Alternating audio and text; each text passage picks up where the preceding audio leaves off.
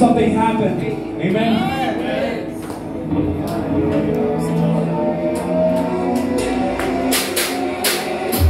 Go ahead!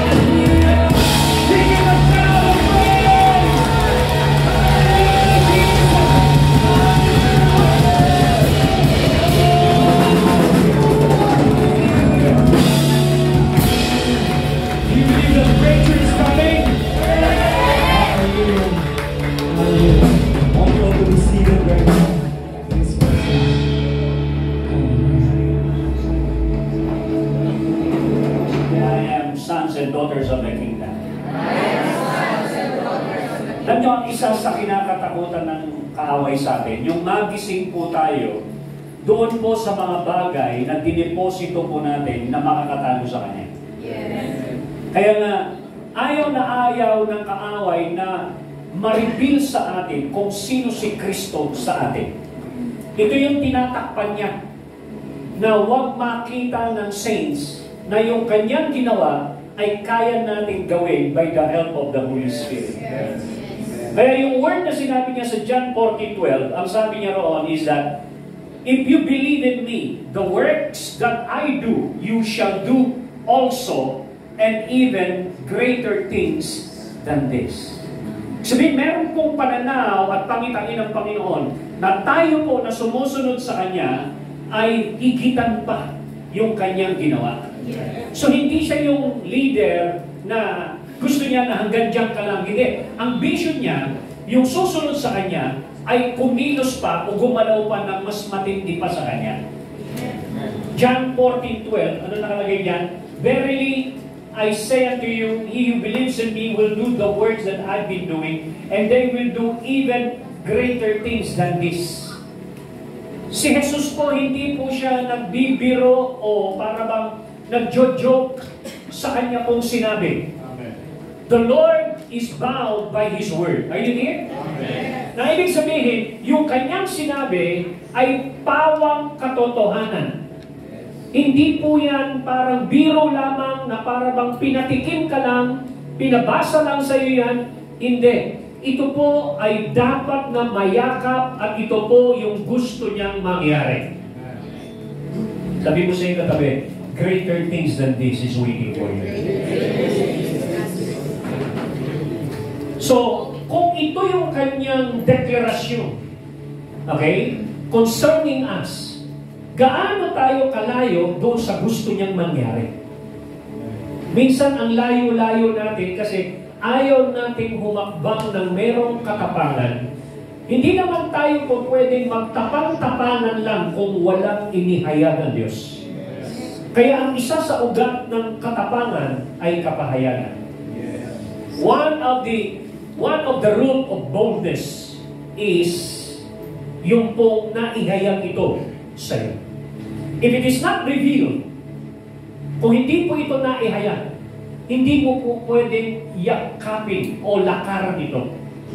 Now, sa Deuteronomy 29, verse 29, ang sabi rito, ang lahat ng inihayag ay sa iyo at doon sa iyong kaapu-apuhan. Pansinin po niya. The secret things belongs to the Lord our God. Lahat daw ng sekreto, yung hindi mo alam, kay Lord yun. Pero, but the things revealed belongs to us and to our children forever. Lahat daw ng inihayag, ito ay sa'yo. Amen. Hallelujah, hindi yata kayo excited. Ibig sabihin, wala ka po pwedeng angkitin kay Lord hanggat hindi ito nahahayag. But the moment na ito po ay nahayag by the help of the Holy Spirit, hallelujah, ikaw ay lalakad doon sa destiny na inihanda ng Diyos sa iyo. For example, ito pong verse na ito sa John 14:12. Ano ba sabi doon? Greater things than this. Correct? Pinatunayan ng Panginoon na yung verse na yan ay totoo. Dahil si Peter mismo nakaranas ng isang move ng banal na espiritu sa kanya na ang kanyang anino ay nagpapagaling ng mensahe. Never na nakita natin sa four gospel na yun na yung anino ni Lord nagpagaling ng mensahe. Yung humipo sa kanya, gumaling. Pero wala tayong record na nakita sa four gospel na yung anino ni Lord nagpagaling ng mensahe. Pero yung sumunod na level ng generation of leaders like Peter, makikita natin na yung anino ni Peter ay nagpagaling ng mensahe. Amen. Pinatunayan lang niya na yung John 14:12, you will do greater things than this. Yun ay hindi po nagbibiro si Lord. Ito po ay katotohanan na dapat yakapin ng bawat isa sa atin. Palakpakan mo natin ang Panginoon. ano yung greater things than this? Mag-isip na po kayo at inyo pong i-meditate at i-establish yung imagination na yun na pwede po nating lakaran. Kasi po tayo po dito sa mundong ito, nasanay po tayo ng orientation ng possibility. Anything that is possible, we could accept. But anything that is impossible, mahirap nang tanggapin. Alam niyo, minsan, si Lord, minsan, lumalala muna ang isang sitwasyon bago siya pumunta. Pero ikaw, gusto mo, wag nang lumala, dapat nandito ka na, Lord. Di ba? Pansinin po ninyo, nung si Martha at si Mary nag-request kay Lord, na ano? Napuntahan si Lazarus na kanyang kaibigan. May sakit pa lang yun. Naghihingalo. Hindi pumunta eh. Di ba? Ang nangyari, namatay at nalibing si Lazaro, nung nakalibing na at sinasabi, Lord, ang 4 na araw na po yan, namamaho na po yan. Tama-tama lang yung dating ko. Diyan ako sanay, yung medyo nabamaho na. Kasi kung pupunta siya na nilalagnan pa lang yun, parang normal lang yung pagalingin yung tao na nilalagnan. Correct?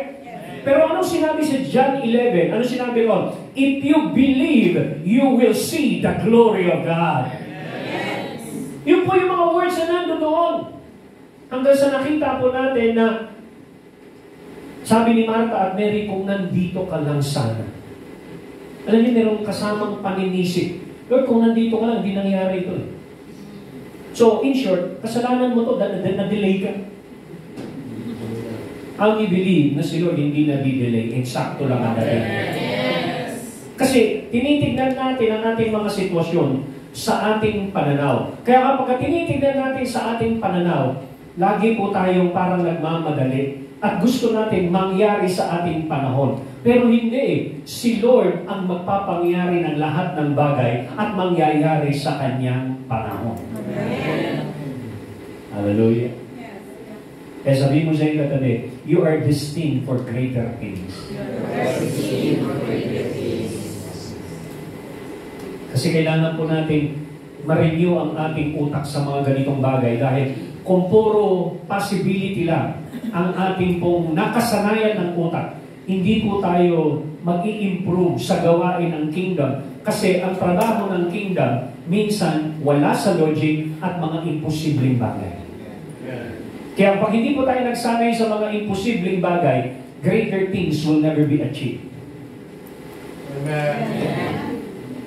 Hallelujah. So, ito yung gusto mangyari ng Panginoon sa atin. Since we are created in His image, ang isa sa na-inherit natin kay Lord ay yung kapangyarihan ng salita ng Diyos sa ating pong bibig. Wala kayong makikitang hayop na nagsasalita. Sabi ng iba, parot. Hindi yan nagsasalita. Gaya-gaya lang yan. Hindi mo tayo parot. Kasi pag yung parot, kinausap mo, kumusta ka na, dapat ang sasabihin niya, okay lang ako. Hindi, pag sinabi, kumusta ka na, gagayahin ka, kumusta ka na. Hindi na nagipag-usap yun. Ginagaya niya yung sinasabi. Hello? So hindi siya nagsasalita. Ginagaya niya lang yung sound. No? So makikita po natin na ang ating pong Panginoon, meron pong ipinamana sa atin na inherent sa atin nung hindi pa tayo nagkakasala kasi ang kanyang design sa atin is to rule and have dominion. At bilang hari dito sa mundong ito, ang kapangyarihan ng hari ay nasa bibig. Amen. Kaya ang sabi ni David, bilang hari, my glory will never be silent. Anong glory yun? In His mouth. The authority of God's word in His mouth. Kasi alam niya, natikman niya kung paano ang paghahari at maghari. But from the very beginning, ang original purpose ng Diyos sa atin is maghari sa pamamagitan ng kanyang salita at authority na inilagay sa iyong bibig. Kaya ang kaaway naman, kinakapitalize yung ating glory, yung ating kapangyarihan na gamitin para sa darkness at hindi sa kaluwalhatian niya. Minsan nakukumbinsi tayo ng kaaway na magsalita ng mga sumpa at mga curses instead na yung pong blessing. Naalala po ba ninyo yung panahon ni Balak at ni Balaam? Paano tinukso ni Balak si Balaam, the prophet Balaam? Paano niya tinukso? Ano yung nangyari doon sa kwento? Ang nangyari doon sa kwento, tinutokso ni Balak, yung masamang Balak talaga si Balaam na mag-prophesy ng mga negative sa bansang Israel. Binabribe ni Balak si Balaam na magsalita against Israel. O, isipin po ninyo, na-bribe siya. Tinanggap yung bribe. Tinanggap.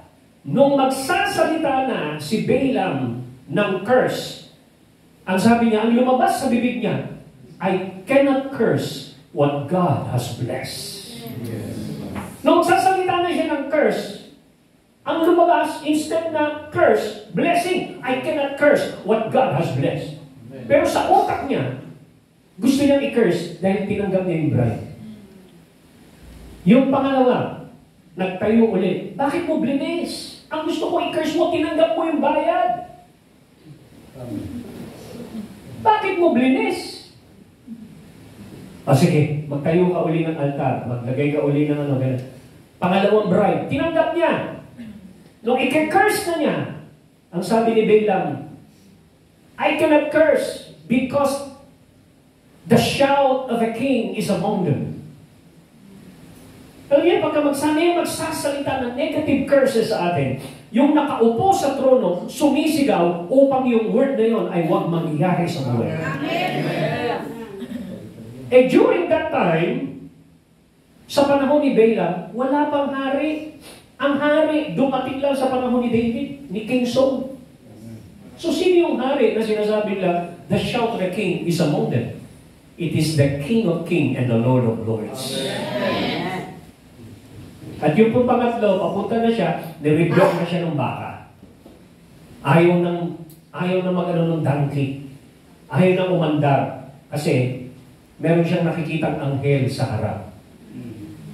Naalala niyo? Hanggang sa nagsalita na yung donkey na yun. Bakit mo ko pinalo? Merong anghel sa harap ko na pinipigilan ka na magkasala. Galing mo yun? Nagulat siya, nagsalita na yung donkey. Alam niyo, ganon ka-merciful si Lord, kahit hayop re-rebuking ka. Akalang huwag kang magpatuloy doon sa gusto ng kaaway na mangyari. So, the question is this. Bakit si Balak gagamitin ng prophet para mag-curse sa Israel? Ganon nakikita ng kaaway ang kapangyarihan ng salita sa Biblia. Bakit ganon naintindihan ng kaaway yung authority and power sa bibig ng tao? Mas nakikita pa ng kaaway ang value noon kesa sa atin na binigyan ng entrust, yung pinagkatiwala sa atin. Hello? So we need to what? We need to understand yung spiritual landscape. Na ibig sabihin, katulad ng mundo, walang forma, punong-puno ng dilim, hanggang nagsimulang magsalita ang Diyos ng creation. At ang sabi niya, let there be light, and there was light. Let there be things in the heavenlies. Let there be things on the sea. Let there be things on the land. Imagine mo, walang kaporma-porma, punong-puno ng darkness, punong-puno ng walang shape, hanggang sa nagsalita ang Diyos at nagkakulay ang ating mundo. Tingnan po ninyo kung paano ni-landscape ng Panginoon ang mundo sa pamamagitan ng kanyang salita. At nung nilikha ka na bilang kanyang image, kasamang inilagay yung authority sa iyong buhay, yung kapangyarihan ng kanyang salita sa iyong bibig. Amen. At yun ay ayaw ng kaaway na maintindihan mo. Bakit? Kasi baka matalo mo siya. Kasi baka mapigilan mo siya. Kaya ayaw niyang maintindihan mo ang iyong authority. So tingnan po natin yung scripture. Ezekiel, one of the devil's fear is when we discover that what God can do, we can also do. Ang kinakatakot ng kaaway, isa sa kinakatakot ng kaaway ay yung madiskubre natin na yung ginagawa pala ng Diyos, kaya natin gawin. Amen. Now, kaya mong gawin hindi dahil sa iyong sariling lakas, kaya mong gawin dahil sa tulong ng Holy Spirit. Ayaw niyang madiskubre natin yung ating pong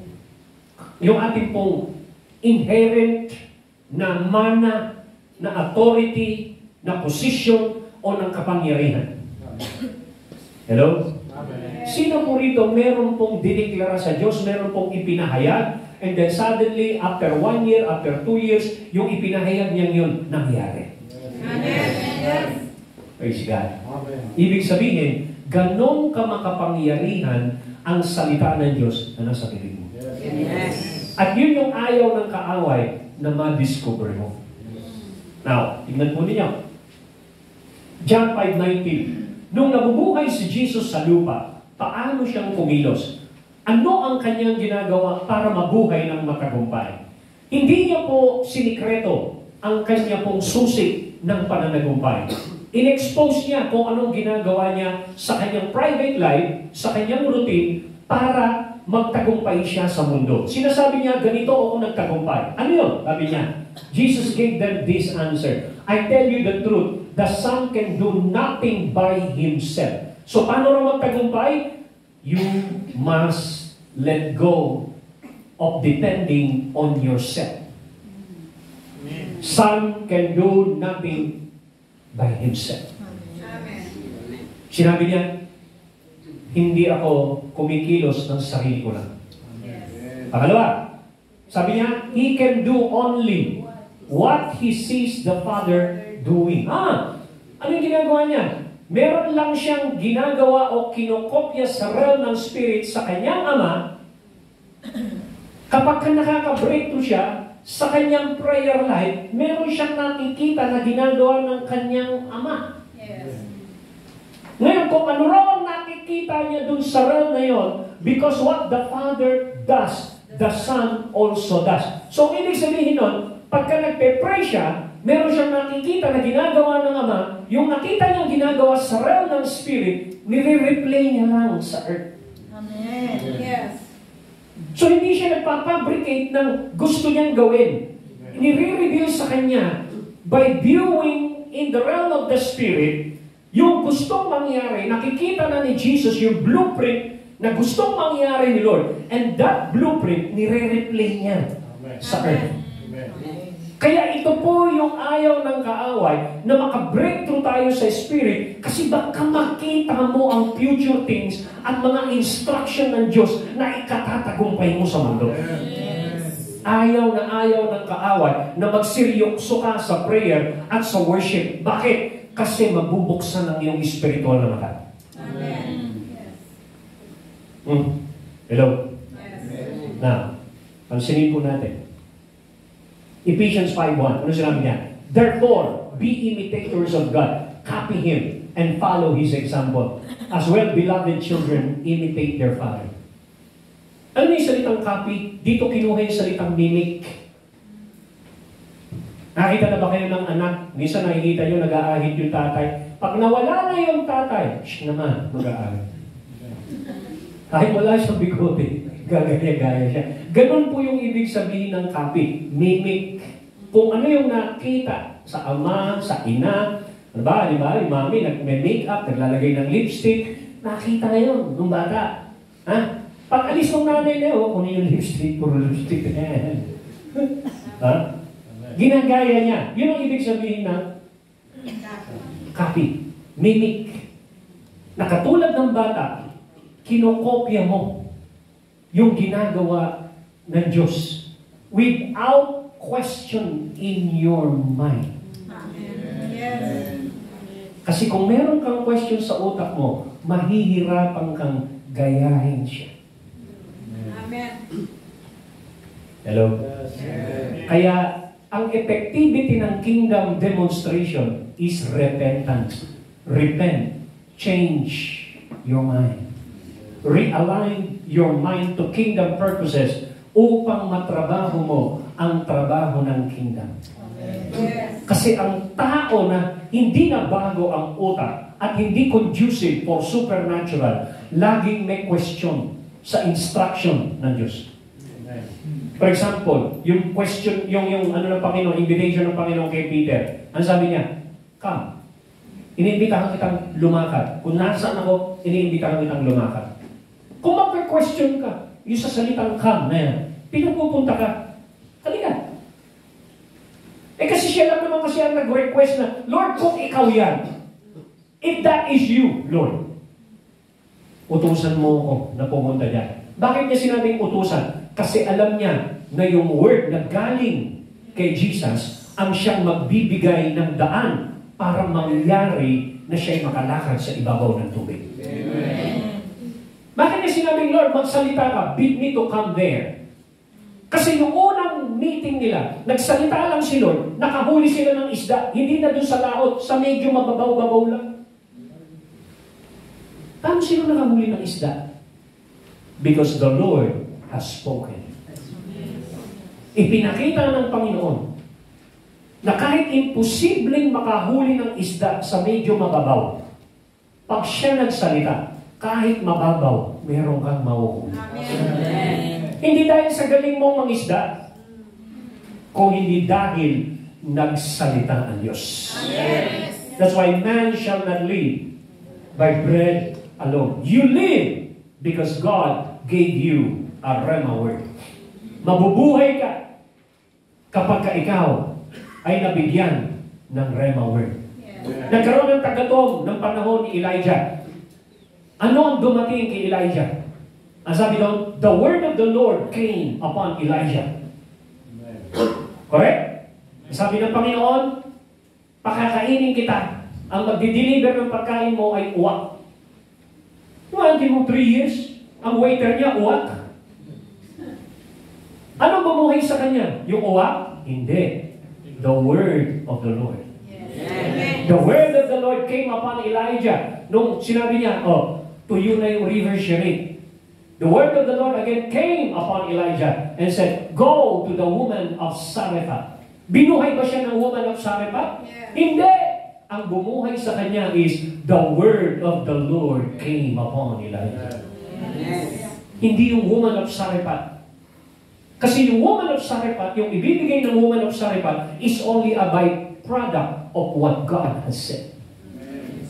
Amen. So, asan ang ugat ng ating pong buhay? At para mabago at ma-landscape ang ating buhay, ang ating pamilya, ang ating sitwasyon, paano ma-landscape ito? By the power of God's Word in your house. Amen. Kaso, minsan, sa sobrang dami ng pressure sa buhay mo, ang instead na Word of God ang ma-release sa'yo, puro problema lumalabas sa bibig mo. Kaya instead na ma-landscape yung problema mo, na-aggravate ng salita ng kaaway na lumalabas sa bibig mo. Hello? Pagka kinumusta ka, ano sinasabi mo? Eto, ganun pa rin, mahirap pa rin. Kaya naghihirap ka, hindi ka umuunlad. Bakit? Kasi pag kinukumusta ka, eto, ganun pa rin, walang pagbabago, puro mahirap pa rin. Hindi walang pagbabago buhay mo. Ako pagka kinukumusta ka na, kinukumusta ako, Pastor Rebel, kumusta na kayo dyan? I am blessed! Amen. Yes. Ganyan naman talaga kasi sabi ng Psalm, the Lord loaded us with benefits daily. Amen. So araw-araw pag nagpe-pray ka, niloloadan ka ng Panginoon ng benefits. Kaya araw-araw kang blessed. Amen. Praise God. Sino ito naiintindihan? Amen. Hindi mo sa'yo katabi. Mula na yun. Guardian mo lumalabas sa inyo. Bakit? Kasi ang tukso ng kaaway, magsalita talaga tayo lalo na pag punong-puno na tayo ng galit. Punong-puno na tayo ng inis. Matutokso ka magsalita ng hindi dapat eh. Hanggang sa napapansin mo na nahuhuli ka ng kaaway kung ano lumalabas sa iyong bibig. Tandaan po ninyo, yung kaaway, hindi nababasa sa utak mo. Pero nababasa niya kung ano nasa utak mo kapag ka ikaw ay nagsasalita. Amen. Makikita niyo si Jesus, kahit hinahagupit na siya, hindi pa nagsasalita.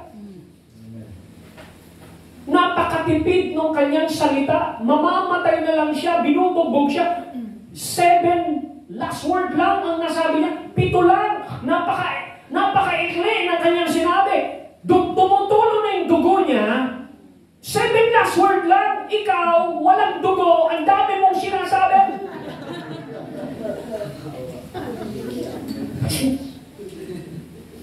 Imagine, physically, bugbog sarado, emotionally, iniwan, binetray, nananahimik. Pero tayo, may kasalanan. Ang ingay-ingay natin. Siya walang kasalanan, nananahimik. Tayo may kasalanan, ang ingay-ingay natin. Hallelujah. Hallelujah. Hallelujah talaga. Di ba? Kaya yung pananahimik ni Lord, namangha yung mga nag-a-accuse kanya. They were amazed sa katahimikan ni Jesus. Bakit? Kasi walang magamit yung kaaway against him kasi tahimik siya. Hallelujah. Amen. Sabi ni Lord, copy him. Number 1, God wants to use us to landscape our situation. Tignan po natin Jeremiah 1:9.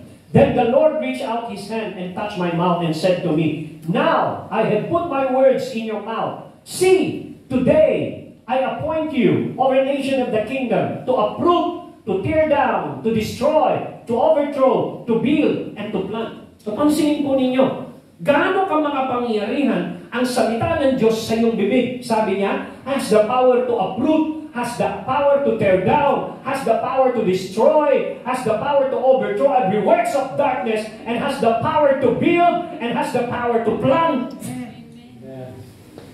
Amen. How do you destroy a person? By your word. How do you build your people? By your word. How do you sow a seed? By your word. You plant. Ngayon, bakit sinabi ng proverb, a man will be satisfied by the fruit of his lips? Kasi marami siyang itinanim na magaganda. Panig ko ngayon, lahat ng words na lumabas sa iyo, mayroong season ng pag-ani dyan. Amen. Ngayon, kapag umikot na yung season ng pag-ani at pangit ang naaani mo, isa lang ibig sabihin nun, may mali kang itinanim. Yes. Hello? Kaya ang pinaka-safe mode, default po natin na safe mode, is that in every circumstances, give thanks. Yes. Hello? Amen. Praise God. Kaya lagi po natin ginagamit yung power ng thanksgiving kahit na ang sitwasyon ay hindi kaibig-ibig na magsalita ng pasasalamat. Eh, nagpapasalamat ka pa. Amen. Hello? So sabi ni Lord, I put my words in your mouth. Makinig ko kayo. The moment God put His words in your mouth, you become extension of God's mouth on earth. At ayaw ng kaaway na matutunan mo ito.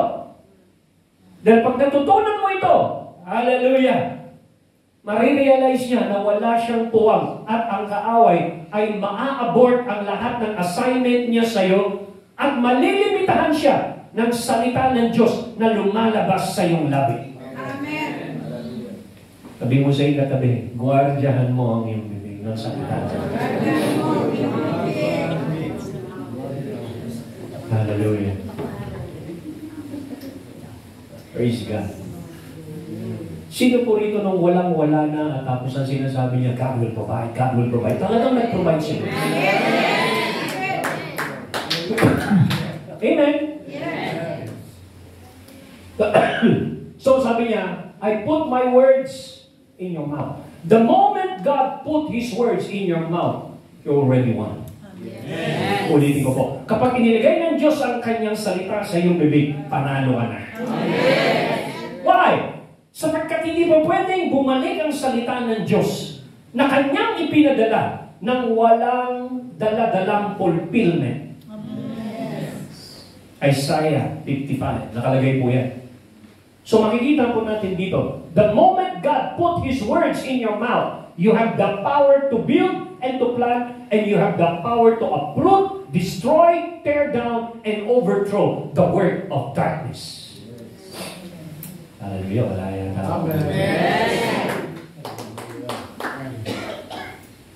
Now, sabi ni Lord, He reached out His hand, His power, and touched my mouth, and said to me, now, I have put my words in your mouth. The moment na inilagay niya ang salita sa iyong bibig, merong nangyayari sa now. Amen. Sabi mo sa iyong katabi, gusto mo mabago sitwasyon mo now? Kailangan mo ng words.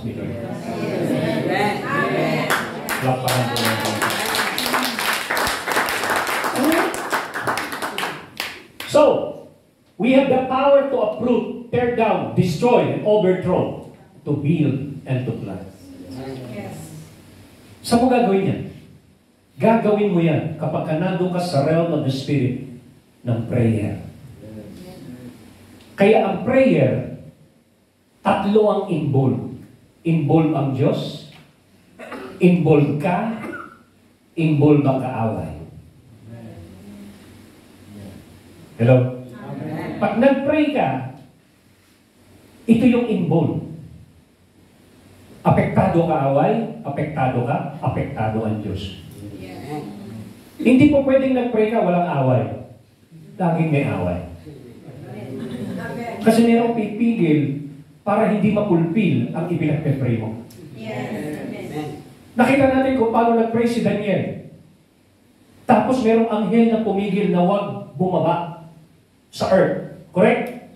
Hanggang sa na-reinforce yung unang anghel na yon ni Michael.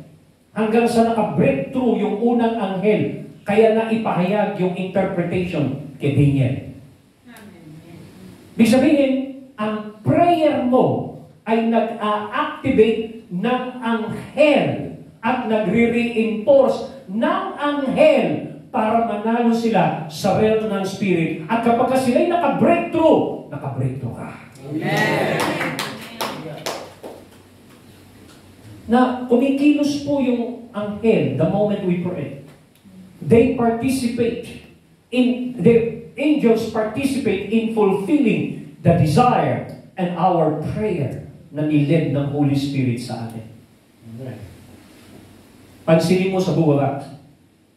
Nung napugutan si James ng ulo, nag-pray with such intensity ang church.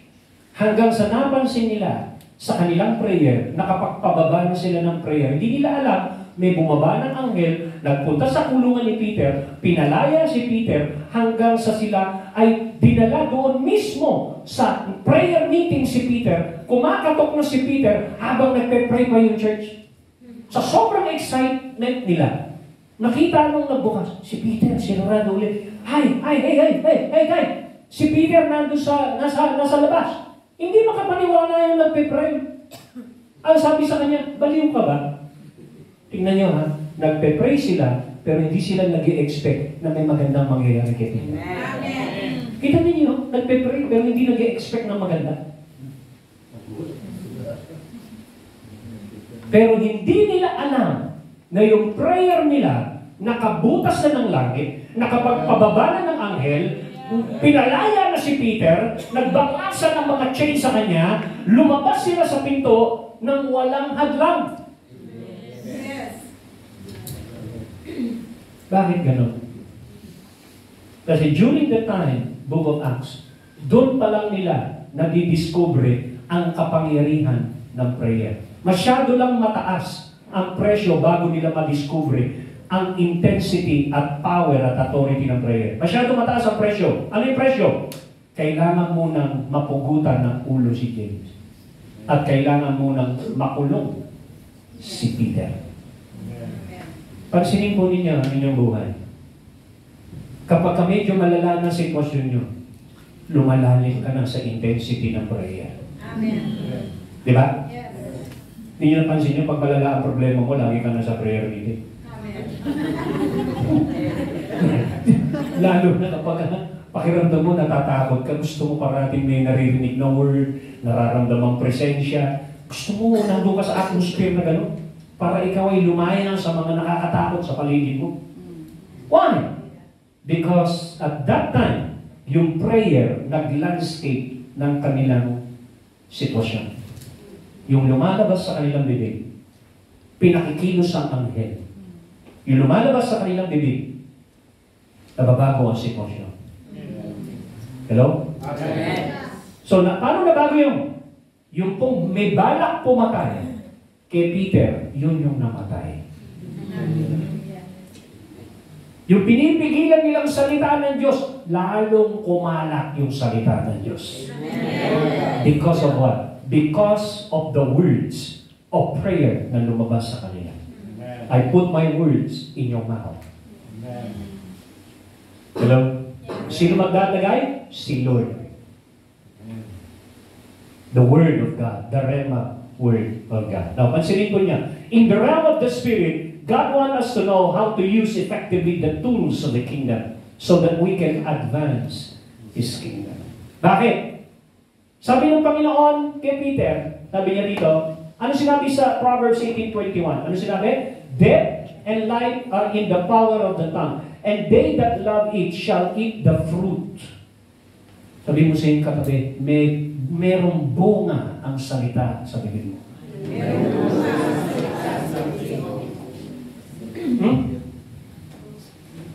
Hello? Yun daw na sa bibig mo, merong death, merong life. And those tongue, sabi niya, those who love it. Ano yung those who love it? They that love it. Yung pong mga tao na nagsasalita, nagre-release ng words. Those who love it shall eat the fruit ng kanilang mga sinabi. Amen. Yes. Makinig ko kayo. Yung salitang gospel, galing sa salitang God spell. Okay? Kaya tinawag na gospel, God spell. Kung ilalagay mo yan doon sa darkness, evil spell. Ang katapat po niyan ay witchcraft.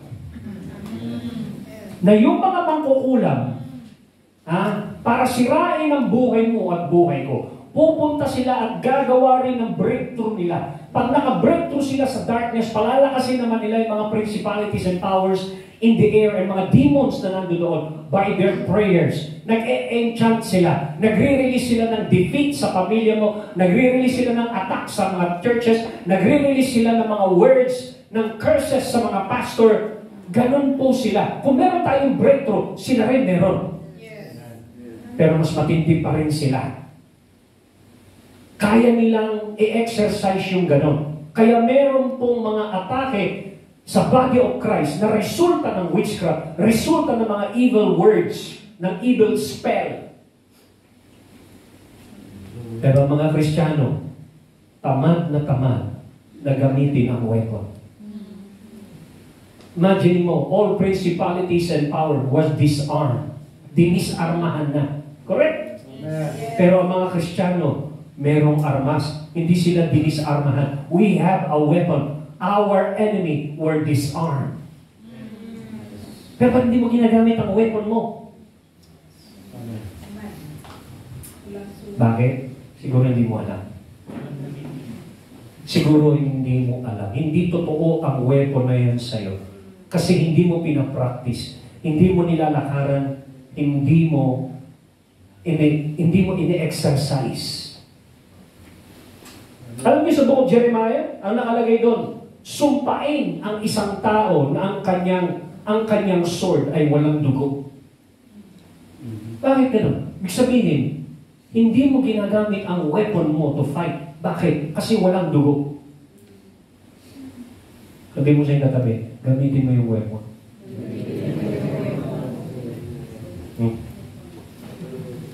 Amen.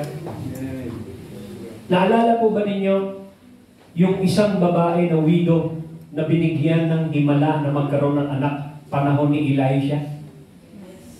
Tapos yung anak niya yun ay namatay. Correct?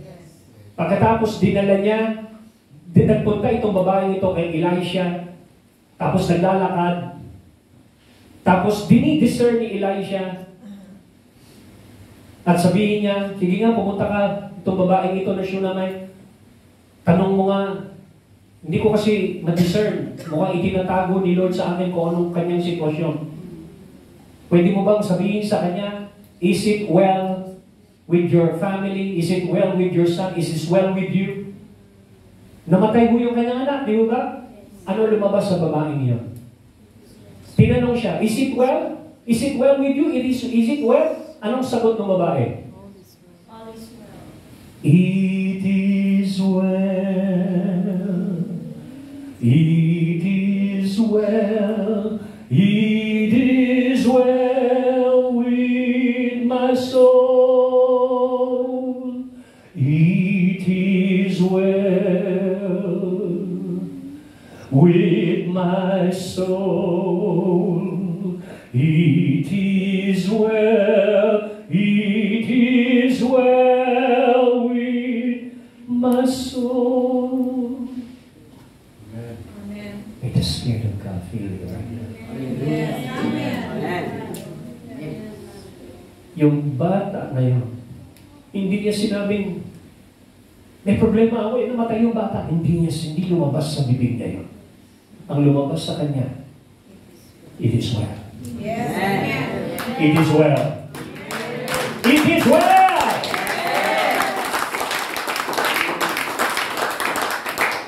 Ano ang reward? Yung bata na namatay, nabuhay. Amen. Hallelujah. Praise God. Dahil saan? Dahil dun sa words na lumabas sa kanyang bibig. Bagamat ang kanyang sitwasyon ay worst. Pero na-landscape yung kanyang sitwasyon because God honor the words of faith na lumabas sa kanya. Hallelujah! Naalala mo ba niya Jesus Christ? Inimbitahan na pumunta kay Lazarus. Ano sabi niya? This sickness, this sickness, sa verse 3 ng chapter 11 ng John, this sickness will not end to death. Hindi nga siya nagpunta, pero nag-release naman siya ng word. Hindi mananaig ang kamatayan. Teka lang. Di ba? Sa John 11 verse 3, So makikita natin dito, John 11 verse 3. Sabi niya dito. So the sister sent a word to Jesus, Lord, the one you love is sick. Verse 4. When he heard this, Jesus said, this sickness will not end in death. Nag-release siya ng word. Correct? Ang tanong, bakit nag-release siya ng word, it will not end in death, pero namatay at nalibing si Lazarus? So, nagkatotoo ba yung kanyang sinabi? Mukhang hindi. Kasi namatay si Lazarus. Correct?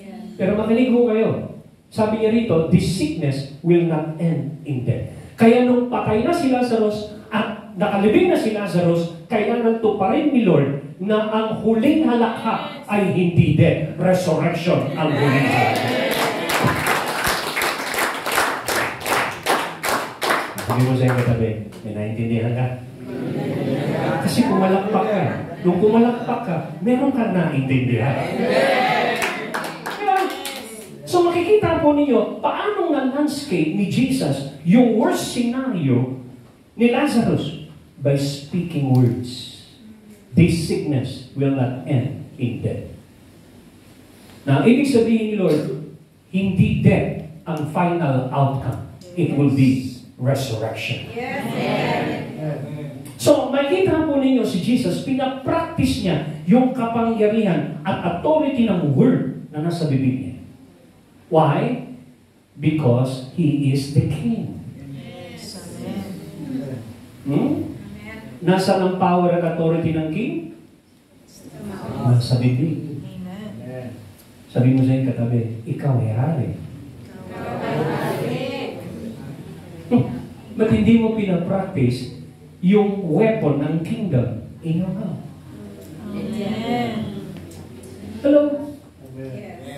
Instead na mabago, minsan wino-worsen natin by the words that are coming out in our mouth. Hello? Alam niyo si Morris Cerullo, nagkasakit siya sa paa. Ang tindi na naggalaw sa kanya, nagkasakit sa paa. Di siya makalakad. Ilang buwan niyang iniinda yun. Nahabagin Diyos sa kanya kasi kabibigkas niya. By the stripes of Jesus, I am healed. Hallelujah. After few months, nakaranas siya mismo ng healing. Nakapag-preach uli siya at nakatayo. Hello? Alam mo, kahit man of God ka, no? Minsan may atake ang kaaway na kailangan mong labanan. Amen. Kaya sabihin mo sa iyong katabi, lumaban ka na tama.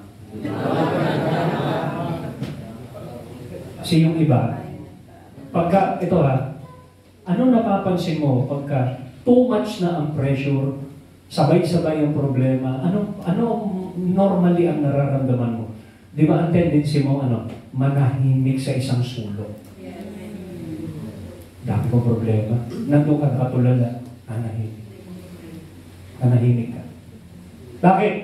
Kasi na-meditate mo yung lahat ng problema, kasama mong na-meditate ang kawalan ng pag-asa. Kaya yung bibig mo, walang masabing pag-asa. Kaya ang sabi ni David, my glory will not be silent. Nasaan ang glory ng King? Nasa bibig.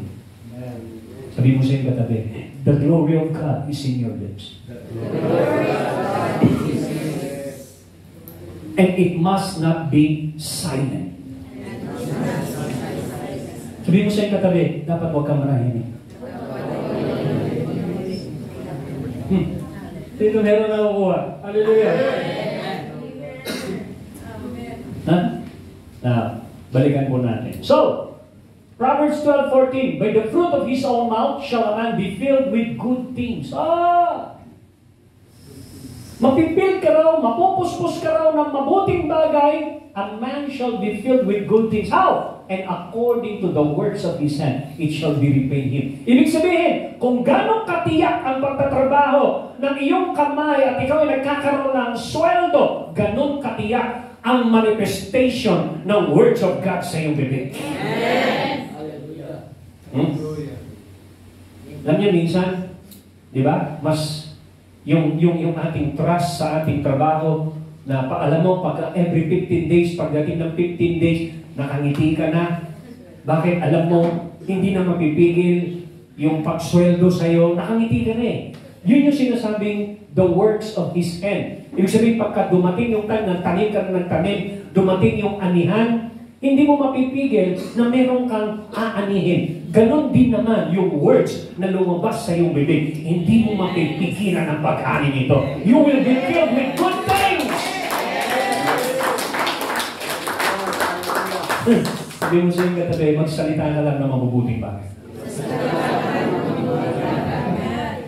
Di ba ito yung the covenant ng Panginoon sa atin? Isaiah 59, the words that I given unto you and I have put in your mouth, this is my covenant to you. Let not this word never depart of your mouth, nor the mouth of your children, nor the mouth of your children's children. This is my covenant to you. Amen. Sa dinabi natin ang covenant ng Panginoon, in-establish niya yung covenant na yun ng kapangyarihan ng kanyang salita sa iyong bibig. Sabi mo sa iyong katabi, the words of God in your mouth today is alive. Naniniwala mo ba kayo? Bakit? Dahil meron pong tipan ang Diyos. Proverbs 32, a man shall eat well by the fruit of his mouth. Wow! Ibig sabihin, kapag ikaw pala ay meron mga words na inilagay ng Diyos sa iyong bibig, hindi ka raw magugutom. You eat well. Yes. I said you eat well. Yes. The word of God said you eat well. Yes. Hallelujah. Kaya wala mo kayo makikita pastor na maliit ang tiyan.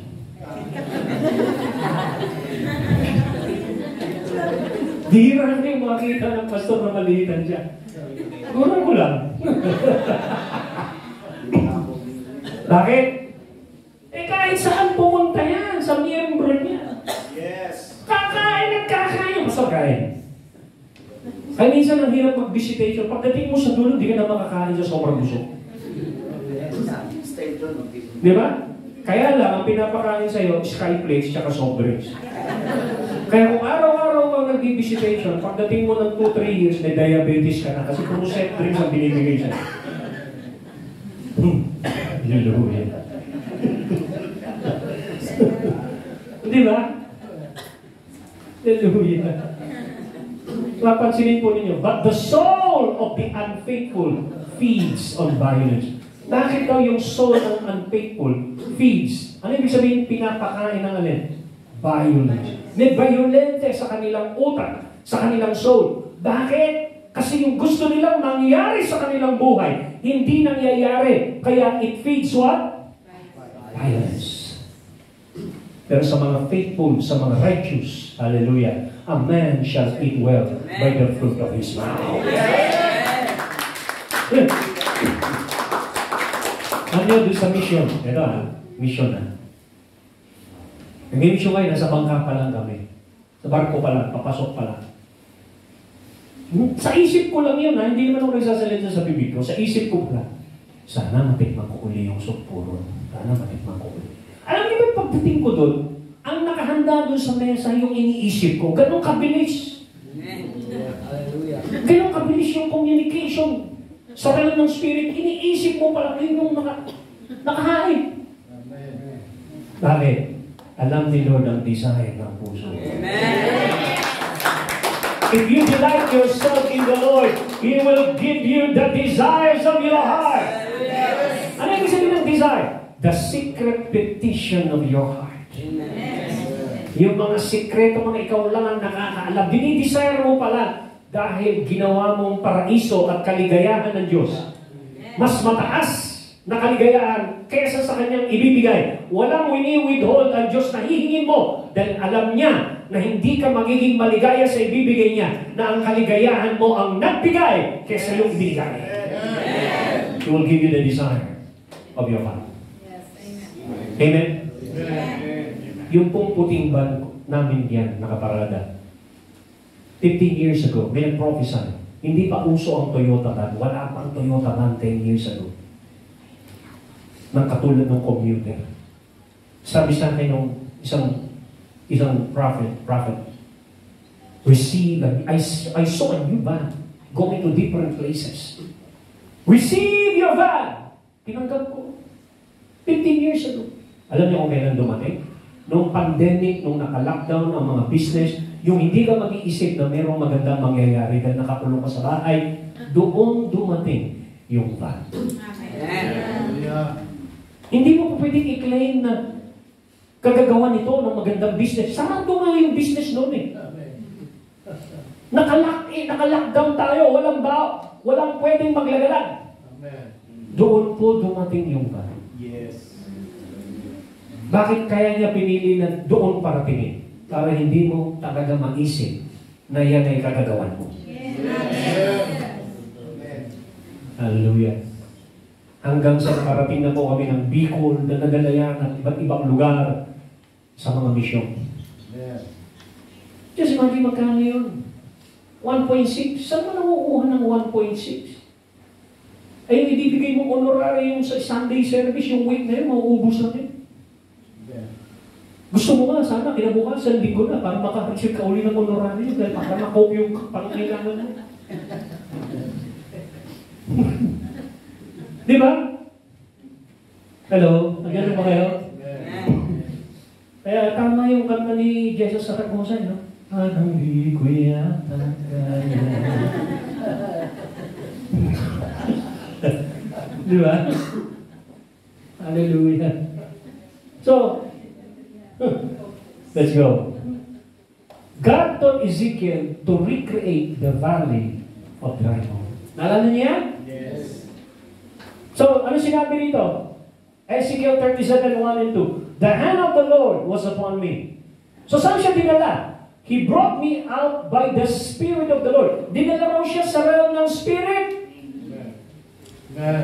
At pagkatapos nung nandun siya sa realm ng Spirit, nag-travel sila in the Spirit sa future. Ano yung future?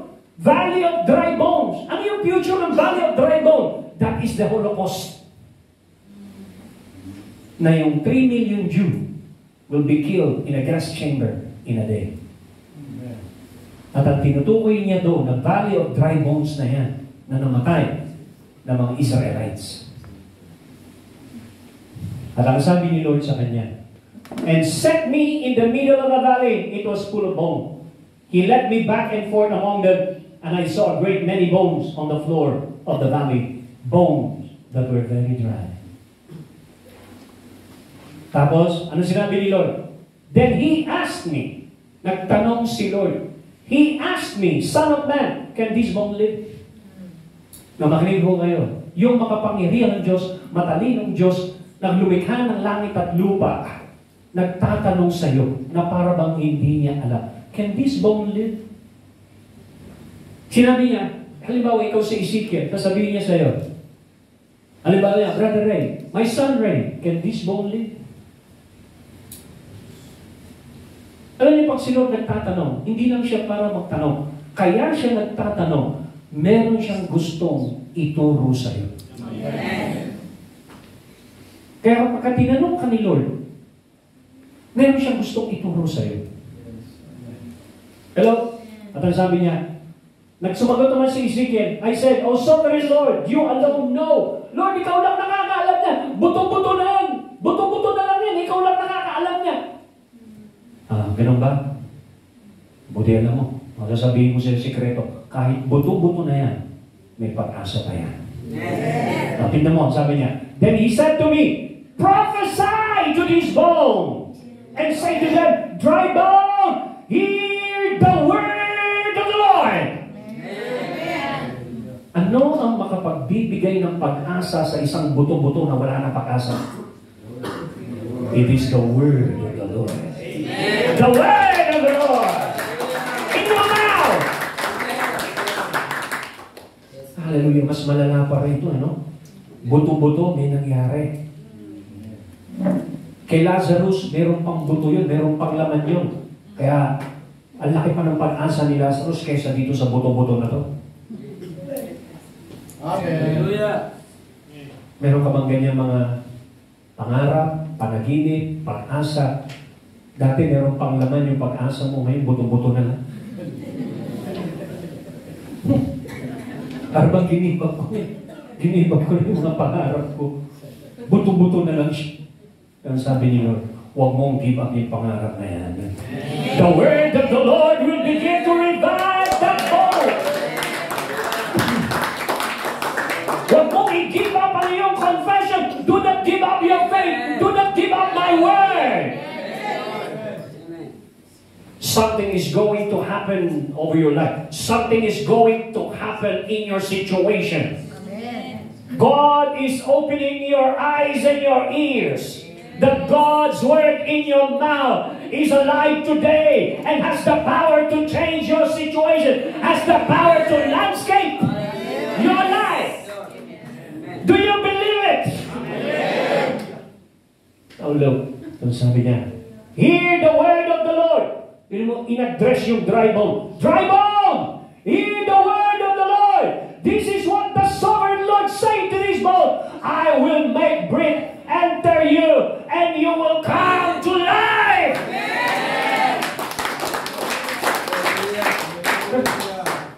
So makikita po natin yung power ng word sa bibig. Kaya ang pinakakayamanan ng mga propeta nila, Elijah, hindi nila tinatanggap yung inaalok sa kanila noon at data ng mga material things. Why? Sapagkat nakita nila yung tunay na kayamanan at kapangyarihan ay kapag nagsalita ang Diyos sa kanila at yung word na yan ay dumating sa kanilang bibig. Praise God. Pero tayo, papipiliin na, ano gusto mo? Word ni Lord sa iyong bibig? O 10 milyon?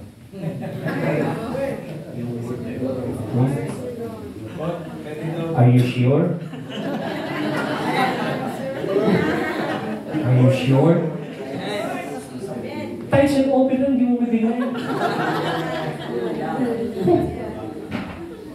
So makikita ninyo, sa buhay ng hari ng mga hari, wala tayong nakita sa fourth gospel na ang motivation ng kanyang pagsunod kay Lord ay nakasalalay sa mga pera o temporary things of this life. Ang decision na ginagawa ni Lord sa kanyang buhay ay base doon sa kanyang narinig na salita.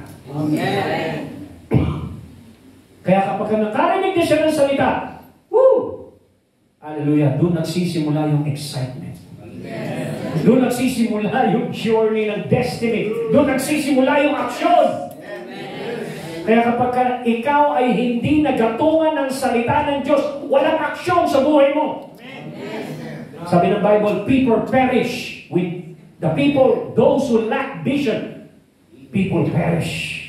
Without vision, without revelation, without God's word, without revelation, people perish. The word perish means stagnate, corrupt, slow down, cast off restraint. Magiging maluwag, magiging relax ka sa buhay mo kasi hindi ka na nakakatanggap ng kasariwaan ng kapahayagan ng Diyos. So what moves you? What keeps you moving? Fresh revelation. Fresh revelation. Sabi mo sa katabi, kailangan mo maka-breakthrough. You need fresh revelation. Kaya pagbayaran mo ng presyo ng prayer, ng fasting, hanggang sa makarinig ka ng word. Once na ikaw ay nakarinig ng word, doon ka pa lamang pwedeng magpahinga. Amen. Doon ka pa lang mapapahinga. Dahil nasettled na ni Lord ang mga bagay na dapat masettle sa iyo. Are you here? Alam niyo, si Lord, very accurate sa spirit. Sabi niya kay Peter, malapit na po siyang mamatay at that time papuntang krus. Na-discern niya si Satanas sa buhay ni Peter. Ang sabi niya, Peter, makinig ka. Ano yun, Lord? Si Satanas humingi ng pahintulot sa korte ng langit na subukin kayong lahat. At gusto niyang ihiwalay kayo. Tutoksohin niya kayo para masira ang ating relasyon. Paghihiwalayin niya yung weight sa kanyang pinaglalagyan. Ipaghahambalusan niya kayo. Peter, makinig ka. Humingi siya ng pahintulot at yung korte ng langit, pinahintulutan siya. Ibig sabihin, hindi mahihinto kung ano pinahintulutan sa away.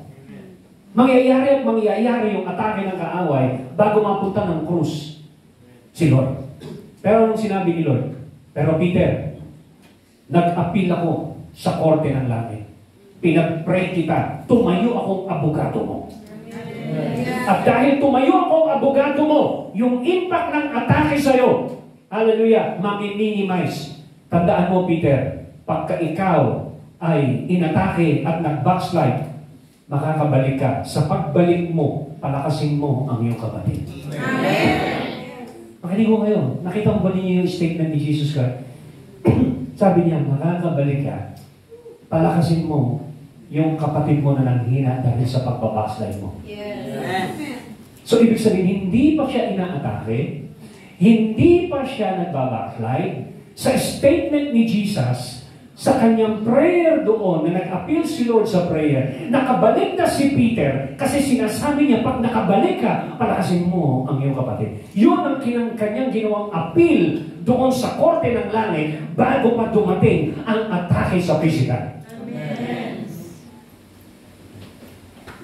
Nalalaliman ka ba ro? Ibig sabihin, bago pa mangyari sa physical manifestation ang lahat ng yun, meron ng natapos na trabaho sa realm ng spirit. Meron ng authority na in-exercise si Lord sa realm ng spirit. Meron ng inapila si Lord sa korte ng langit. Na hindi totally matatalo si Peter. Na si Peter mare-restore, makakabalik. Yun yung power sa realm na yun. Yes. Kaso, walang alam ang ibang mga Kristiyano sa realm na yun. Bukas, i-discuss natin. Ha? Okay, pero ngayon, tingnan muna natin ito as we close. Hallelujah. Chapter 37, verse 6. Ang sabi ni Lord, I will attach tendons to you and make flesh come upon you and cover you with skin. I will put breath in you and you will come to life. Then you will know that I am the Lord. Sa verse 7, so I prophesied as I was commanded. And what happened when she had prophesied? And as I was prophesying, there was a noise and a rattling sound, and the bones came together, bone to bone. Makinig mo kayo. Halimbawa, ikaw, bibigyan kita ng sweldo.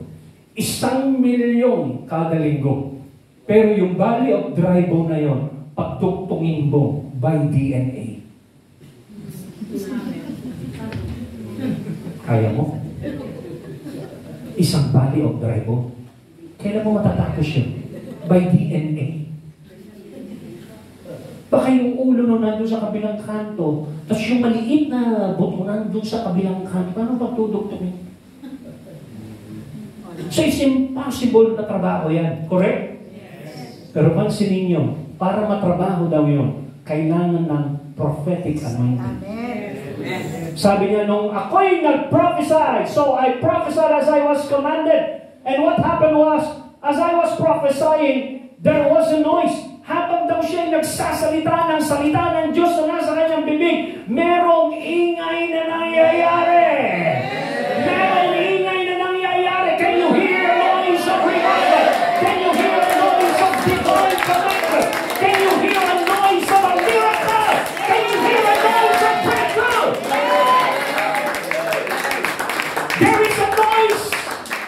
There is a sound of heaven vibrating in the spirit, and the Lord is saying to you, I am releasing my word in your mouth. I am releasing my word in your spirit. Open your mouth. Hallelujah. Something is going to happen. The Lord is awakening His word in your mouth and in His heart. Now look. Hallelujah. And I looked, and the tendons and flesh appeared on them, and skin covered them, but there was no breath in them. Then He said to me, prophesy to the breath, prophesy, Son of Man, say to him, this is what the Sovereign Lord said, come from the 4 winds of breath, and breath into this lake, that they may what? They may live. Meaning to say, hallelujah, we are agents of life. We are vessels that release life, not death. Hallelujah. Now, ano sinabi sa Ezekiel 10? So I prophesied as He commanded me, and breath entered to them, and they came to life and stood up on their feet. At ang tingin ng Panginoon, ang tingin ni Ezekiel is a skeleton. Pero ang tingin ni Lord, it's not a skeleton, it's an army. Hallelujah. It's an army! Praise God. Alam niyo, minsan iba ang tingin ni Lord sa tingin natin. Ang tingin ng mga Israelites doon sa mga higante, ang tingin ni Caleb at Joshua, tinapay lang yan. Iba ang tingin nila. Pagdating ni Jesus doon sa kanyang hinihil, nang isa yung bata, sabi nila, patay na. Sabi ni Lord, natutulog lang yan. Iba ang tingin ni Lord. Minsan ang tingin natin, puro kalansay na ang ating mga pangarap, ang ating mga pananampalataya, disconnect na. But the Lord said, hindi! I am going to release a connection. I am going to restore. I am going to heal your life. I am going to release a miracle upon you. I am releasing my power, my word in your mouth. How many feel the anointing of God tonight? God is awakening you. God is putting His words in your mouth. God is encouraging you not to give up. Kahit na nakikita mo'y parang kalansay na lang yan, I want to tell you, God will revive it. God will restore it.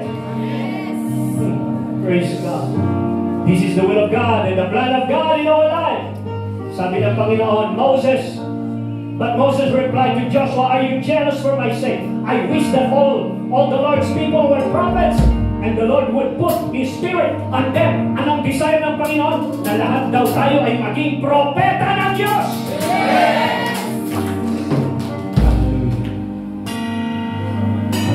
This prayer of Moses was fulfilled. How is being fulfilled in the New Testament? Pinadala ng Panginoon ang Kanyang Espiritu. At ang sabi, we have not received the spirit of the world, but the Spirit who is from God, that we may understand what God has freely given us. This is what we speak. We speak the Word of God. We speak the mind of Christ. We speak the will of God. We speak the power of God. We speak our inheritance. Hallelujah. Thank you, Jesus. Who has known or understood the mind, the counsel and the purposes of the Lord, as to guide and instruct him. Give him knowledge, but we have the mind of Christ, and we do all the thoughts and feelings and purposes of His heart. That's why we can speak His desire. We can speak His mind by the Spirit of the Lord. Then we can landscape. We can change our situation. That's the reason why prayer is not boring. Hallelujah. The Lord demonstrated, He called Lazarus by the power of His word. This sickness will not end into death. No, it is for God's glory, so that God's Son may be glorified through it. Mag-glorify ang Panginoon sa sitwasyon. Sabihin mo sa katabi, God will be glorified in your situation. So when He had said this, Jesus called out in a loud voice, Lazarus, come out! At yung pong nabubulok na mga pangarap mo, nabubulok at namamanong prayer na dinibak mo na, tinatawag ng Panginoon, I will resurrect your faith. I will resurrect your prayer. I will resurrect your hope. Hallelujah! He rebuked the raging sea by the power of His word. His disciple went and walked Him saying, Master, Master, we're going to drown. Hindi tayo malulunod. Bakit? I have power over the storm. He got up and rebuked the wind and raging waters. The storm subsided and all was calm. And the Lord is saying, you can stop the storm in your life. You can pull down every stronghold. You can defeat Goliath. You can speak to your mountain. Hallelujah. He commanded the fig tree not bear fruit by the power of His word. Then He said to the tree, may no one ever eat fruit from you again. Hallelujah. I want to tell you, this is the power of God's word in our mouth. David flow it out and confront Goliath by the power of God's word in his mouth. At ang sabi ni David, pinatay niya si Goliath in the realm of the Spirit. Bago pa siya mapatay ng sword, meron ng word. Sabi niya, you come against me with the sword and the spirit javelin, but I come against you in the name of the Lord Almighty, the God of the armies of Israel, whom you have challenged, and I cut off your head. Sabi niya, puputulin ko ang iyong ulo upang malaman ng buong mundo na ang Diyos ng Israel ay buhay.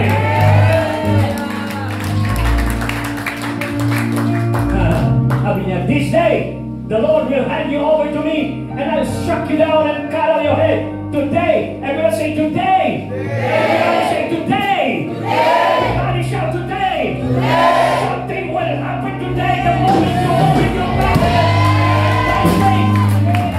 Hallelujah. What shall we do to flow out God's word and landscape our circumstances? Breakthrough in worship or in prayer until your spirit is connected to the Spirit of God. The moment your spirit is connected to the Spirit of God, you're connected to the mind of God. You're connected to the purposes of God. You are connected to the desire of God. You're connected to the will of God. And those will and those words will be released out of your mouth. Hallelujah. Tap into the prophetic atmosphere that was created in your worship. So the Spirit of God came upon him in power, and he joined the prophesying. Sino yun? Si Saul. Pagpasok niya sa atmosphere na create ng worship. Hallelujah. He began to prophesy. At doon po sa John 10:10, sabi niya, saan ka kukuha ng word? Malayo ba ang word? Hindi. Hindi po malayo ang word. Kailangan mo pumunta ng langit para makuha yung word. No, hindi mo na kailangan. Because the word is not far from you. The word of God is not far from you. It is in your mouth. It is in your heart. It is in your mouth. Listen, the victory is not far from you. It is in your heart. It is in your mouth. The provision is not far from you. It is in your heart. It is in your mouth. Lift your hand right now. Come on.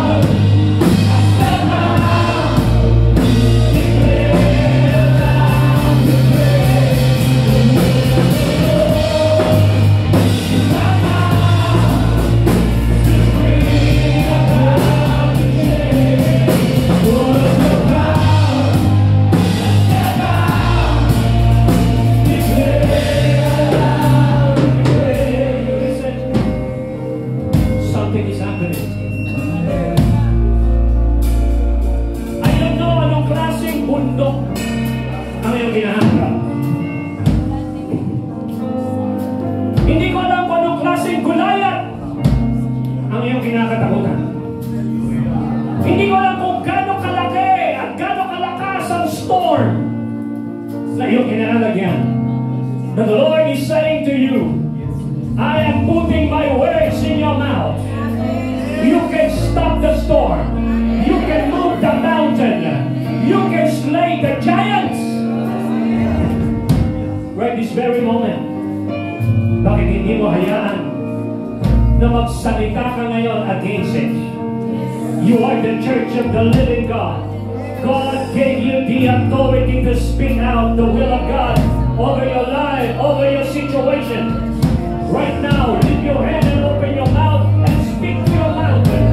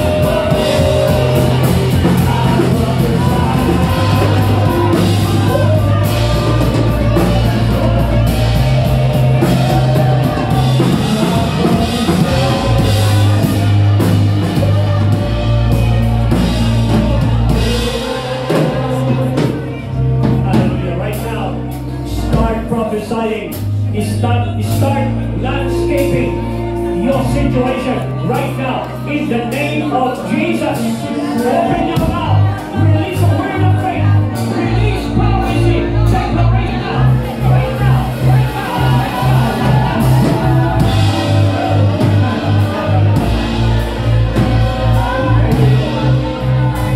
Thank you, Lord, for your healing. Yes. Prophesy. Prophesy. We are healed. By the stripes of Jesus.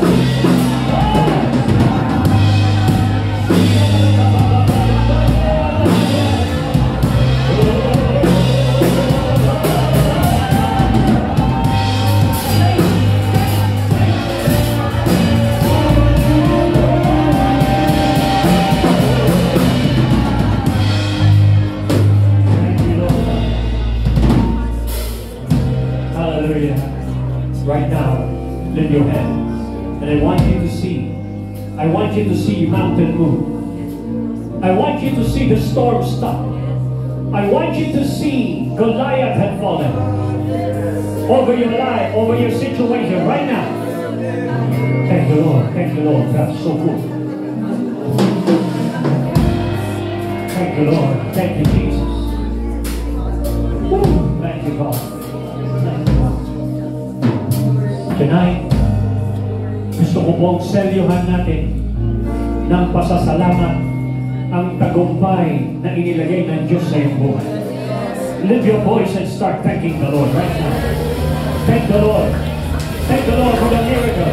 Thank the Lord for the victory. Hallelujah. Oh God, lift that Lord.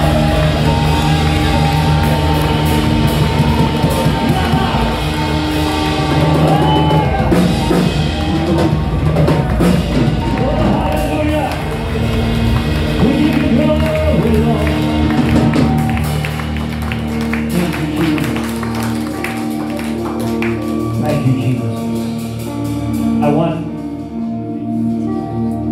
everyone to continue to release your faith. Receive that peace, that joy, that assurance, the revelation, the power of God, the victory of God is in His Word. It's in your mouth. Thank you, Holy Spirit. Thank you, Holy Spirit. We give you all the honor and all the glory. In Jesus' name we pray. Amen.